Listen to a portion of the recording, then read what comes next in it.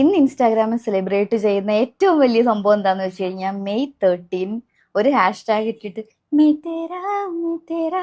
എന്താണ് ഈ സാധനം ആർക്കെങ്കിലും അറിയോ? എനിക്ക് വലിയ ഐഡിയ ഒന്നുമില്ല. പക്ഷെ നമ്മൾ കണക്ട് ചെയ്ത് നോക്കുവാണെങ്കിൽ ഏക് ദോ തീൻ ചാർന്ന് നമ്മൾ ഹിന്ദിയിൽ എഴുതി പഠിക്കുന്ന സമയത്തെ ഗ്യാരോ ബാരോ തേര എന്നല്ലേ പറയണേ. അത് നമ്മൾ ഹിന്ദിക്കാര് പറയണ കേട്ടിട്ടുണ്ടോ? തേരാ തേരാ തേരാ എന്ന് പറയാറുണ്ട്. സോ ആ മെയ്യും തേരാവും കൂടെ ചേർന്ന് മെയ് തേര ആയി. അതിനെയാണ് സോഷ്യൽ മീഡിയ ഇന്ന് ഭയങ്കരമായിട്ട് ഇങ്ങനെ വൈറലായിട്ട് കൊണ്ടാടുന്നതെന്ന് എനിക്ക് അറിയില്ലായിരുന്നു. പക്ഷെ മെയ് 13 ഞാനുമായിട്ട് വേറൊരു കണക്ഷൻ ഉണ്ട്. 5ാമത്തെ മാസം 13 അല്ലെങ്കിൽ 5ാമത്തെ മാസം 31.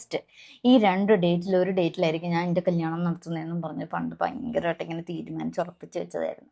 എനിക്ക് മാട്രിമോണിയിലൊക്കെ ചെക്കന്മാരെ ഇടുന്ന എൻ്റെ അടുത്ത് മിണ്ടാൻ വരുന്ന സമയത്ത് ഞാൻ എപ്പോഴും വിചാരിക്കും, ആരെങ്കിലും വന്ന് മിണ്ടാണെങ്കിൽ കല്യാണത്തെ കുറിച്ച് ചോദിച്ചാൽ ആദ്യമേ പറയണം, ജോത്സ്യന് ഏത് ഡേറ്റ് പറഞ്ഞാലും ഞാൻ മെയ് 13 കിട്ടുള്ളൂ എന്ന് ഇങ്ങനെയൊക്കെ പറഞ്ഞു വെച്ചോണ്ടിരുന്ന ഞാനാ. പക്ഷേ യാഥാർത്ഥ്യം എന്താണെന്ന് വെച്ച് കഴിഞ്ഞാൽ നമ്മളിങ്ങനൊന്നും ചിന്തിച്ചിട്ട് കാര്യമില്ല കേട്ടോ. മെയ് തേരാന്ന് പറയാൻ ആരെങ്കിലും കിട്ടിയിട്ടല്ല കല്യാണത്തെ കുറിച്ച് ചിന്തിച്ചിട്ട് കാര്യമുള്ളൂ. എന്താല്ലേ?